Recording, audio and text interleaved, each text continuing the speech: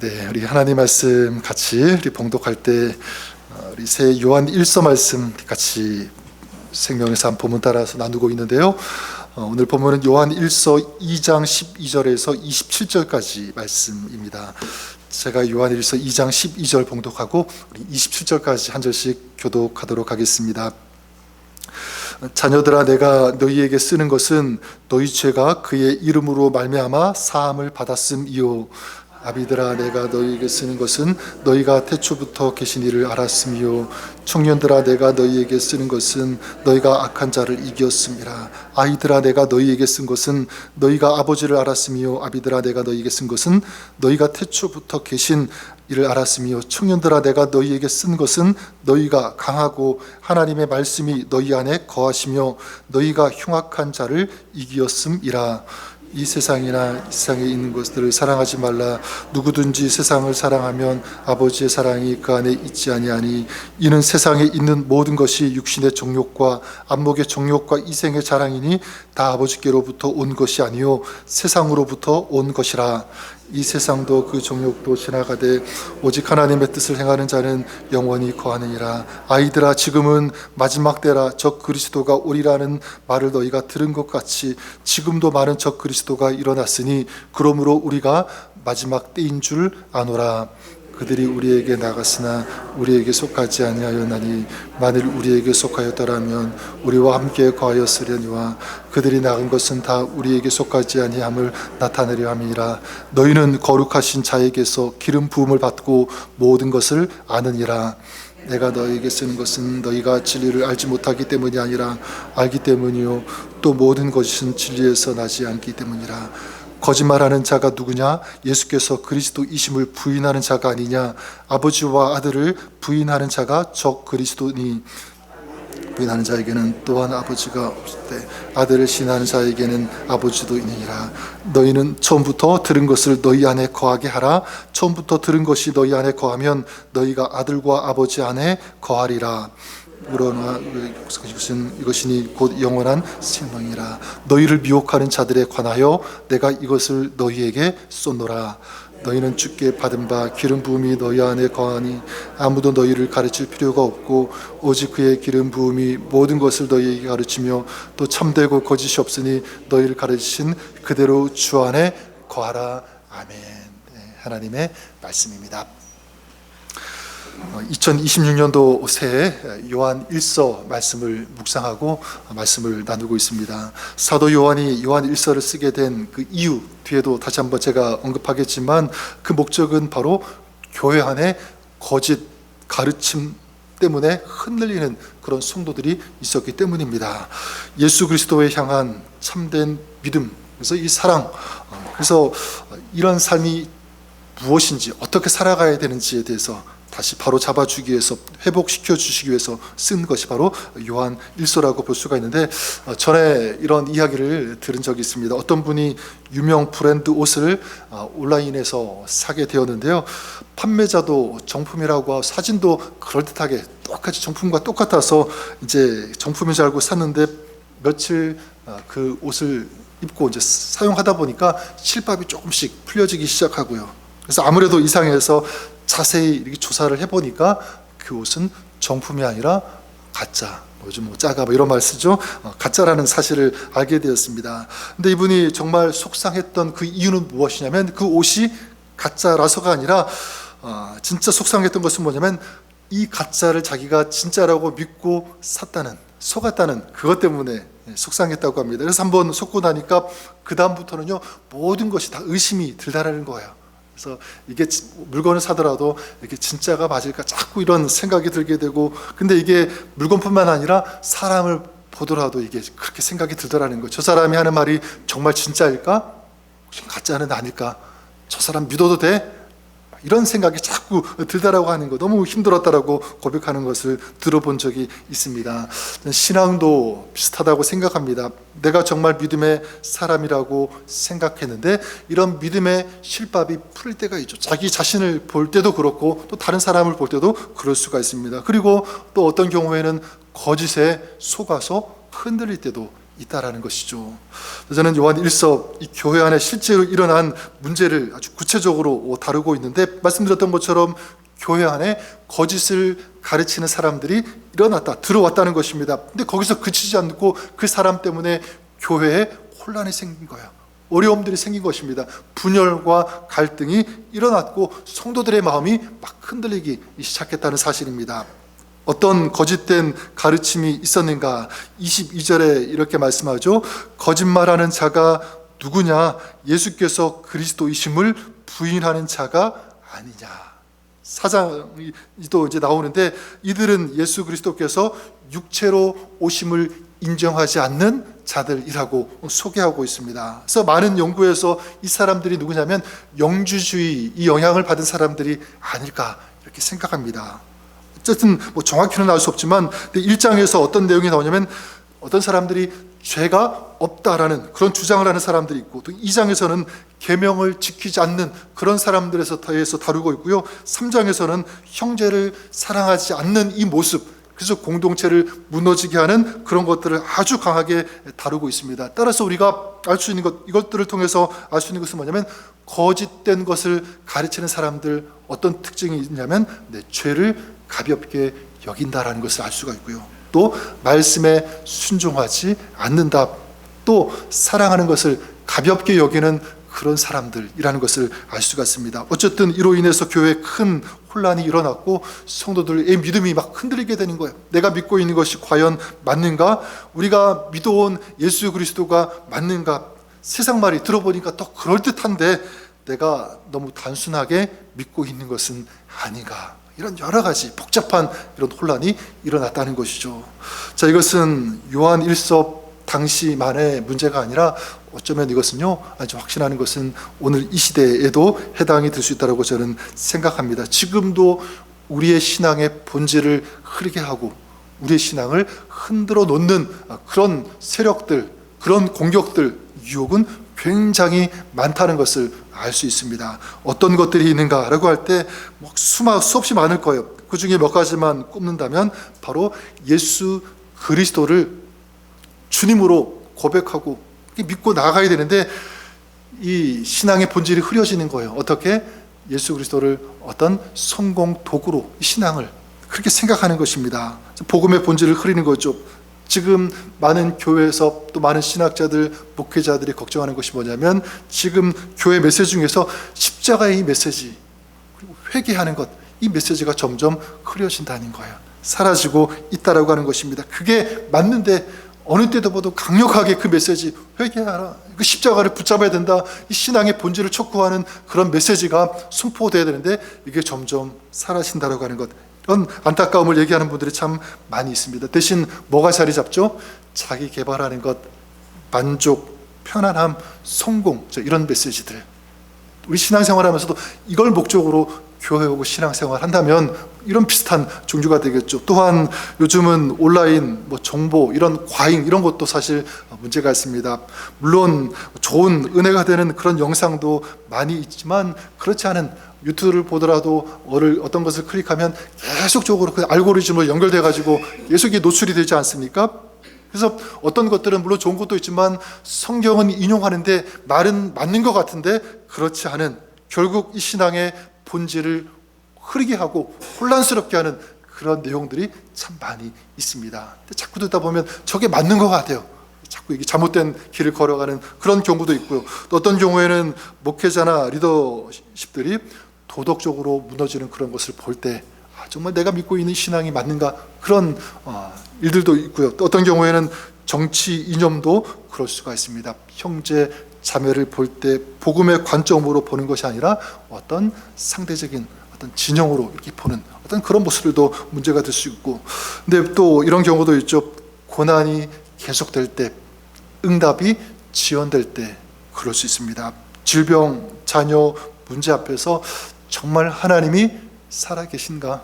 살아계신다면 이럴 수가 있는가? 왜 하나님께서 가만히 계시는가? 자꾸만 섭섭한 마음이 드는 거예요.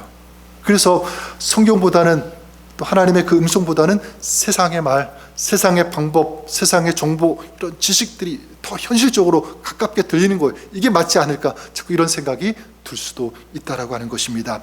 어쨌든 여러분, 이렇게 신앙의 본질을 흐리게 하고 공동체를 흔들고 갈라지게 하는 이런 거짓, 이런 유혹, 이런 공격 수없이 우리 앞에도 놓여 있다는 사실입니다. 자, 이럴 때 우리는 어떻게 해야 되는가? 어떻게 이것을 극복하고 이겨나갈 수 있는가?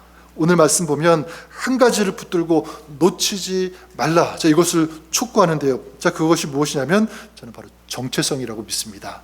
정체성. 내가 누구인지. 지난 송구 영신 예배 때도 제가 이 부분 잠깐 나누었는데, 네, 그래요. 말씀을 나누었던 것처럼 세상을 밝게 비추는 이 사명, 이게 2026년도 우리 교회 표이기도 한데, 이 사명을 감당하기 위해서 중요한 것, 놓치지 말아야 되는 것이 무엇이냐면 내가 누구인지, 나의 아이덴티티, 이 정체성을 회복하는 것이다. 이것이 중요하다라는 것입니다. 그래서 오늘 말씀해 보면 내가 누구인지 이 정체성을 알기 위해서 그러면 구체적으로 어떻게 해야 되는가? 이 정체성 가지는 것이 중요한데 구체적으로 어떻게 해야 되는가? 사도 요한은요, 한 가지를 촉구합니다. 그게 뭐냐면 하나님께서 우리에게 하신 일을 기억하라라는 것입니다. 하나님께서 하신 그 일들을 통해서 내가 누구인지를 다시 확인해라, 재점검해라 라고 하는 그런 말씀. 12절에 이렇게 말씀하고 있죠. 자녀들아, 내가 너희에게 쓰는 것은 너희 죄가 그의 이름으로 말미암아 사함을 받았음이요. 너희 죄가 그의 이름으로 사함을 받았다. 이게 무엇입니까? 구원의 출발점. 구원의 출발점. 그러니까 신앙의 시작이 무엇인가라고 할 때 내 의지, 내 결심, 나의 노력이 아니라 주님 때문에, 주님의 은혜 때문에 내 신앙이 시작되었다라고 하는 것입니다. 이게 정체성의 첫 번째겠죠. 우리는 주님의 은혜 때문에 죄사함 받은 줄 믿습니다. 또한 주님의 은혜 때문에 구원받은 하나님의 백성, 하나님의 자녀가 된 줄 믿으시기를 바랍니다. 이걸 잊지 않는 거예요. 날마다 이걸 고백하는 거예요. 선포하는 것입니다. 그러면 적어도 우리는 흔들리지 않을 거예요. 내가 하나님의 사람이고 주님의 은혜 때문에, 주님 때문에 내가 구원받았다. 하나님의 백성, 하나님의 자녀가 되었다라고 하는 이 정체성. 13절에도 이렇게 말씀하죠.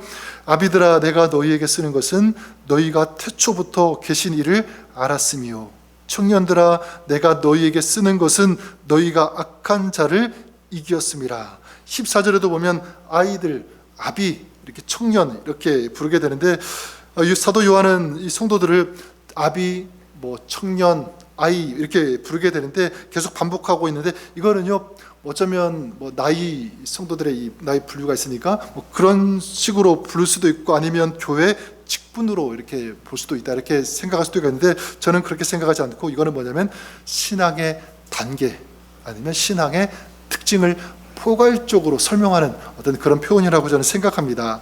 자녀는 무엇이냐면 내 주님의 은혜로 그 신앙이 시작된, 이게 자녀를 얘기하는 거예요. 어린아이가 아니라 처음 이제 믿은 지 얼마 안 되는 그런 사람. 또 그 다음 보니까 뭐가 나옵니까? 아비들아 이렇게 나오죠. 아비들아, 너희가 태초부터 계신 이를 알았으며. 그러니까 아비는 어떤 사람이냐면 하나님 아버지를 점점 깊이 알아가는 그런 단계, 그런 사람들, 그런 성도들이겠죠. 청년들, 너희가 악한 자를 이겼음이라. 내 영적으로 청년된 사람은 어떤 사람이죠? 영적인 전쟁을 감당하는 그런 사람, 영적인 전쟁에서 이기는 그런 사람이라고 할 수 있을 것입니다. 저는 여기서 중요한 핵심이 이것이라고 믿습니다.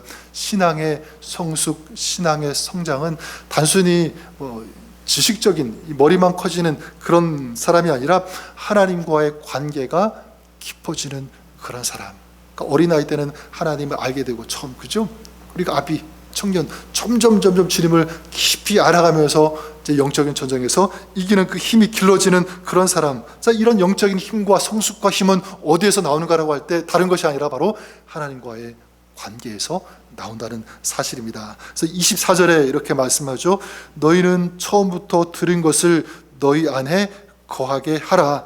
처음부터 들은 것이 너희 안에 거하면 너희가 아들과 아버지 안에 거하리라. 너희가 아들과 아버지 안에 거하라. 어떻게 하라고 합니까? 말씀을 듣고요, 말씀이 내 안에 거하게 하라. 구체적으로 말씀하고 있습니다. 그것이 무엇이냐면 주님 안에, 아버지 안에, 아들 안에 거하는 것이다. 주님과의 관계, 어떻게 해요? 말씀입니다. 하나님과의 관계가 깊어지기 위해서 무엇이 있어야 되는가?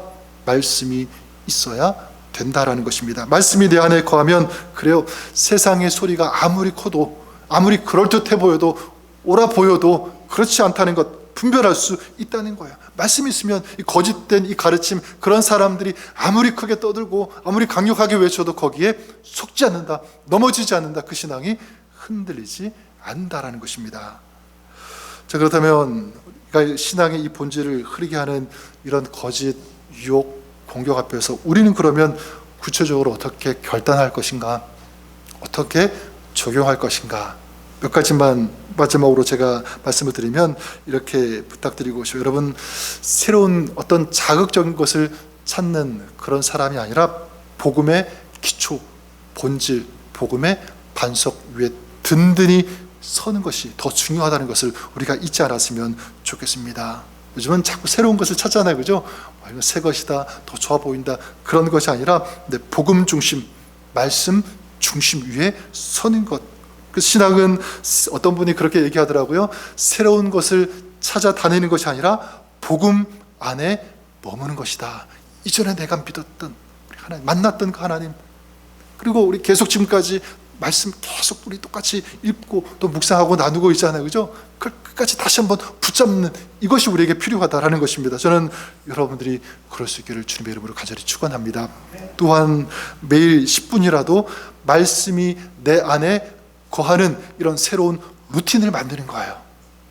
어쩔 때는 그냥 읽고 싶으면 그냥 그런 마음이 들면 성경을 대했지만, 이제는 그렇지 않고 정기적으로 꾸준히 하나님의 말씀을 읽고 묵상하는 이런 자세, 이런 노력, 이런 루틴이 필요하다라는 사실입니다. 저는 여러분들이 그럴 수 있기를 바랍니다. 왜 이것이 중요하냐면, 우리 말씀드렸던 것처럼 이것이 주님 안에 거하는 것이기 때문에, 주님과의 관계가 깊어지는 그런 통로가 되기 때문에 저는 하나님의 말씀을 읽고 묵상하는 이런 삶이 될 수 있기를 바라고요.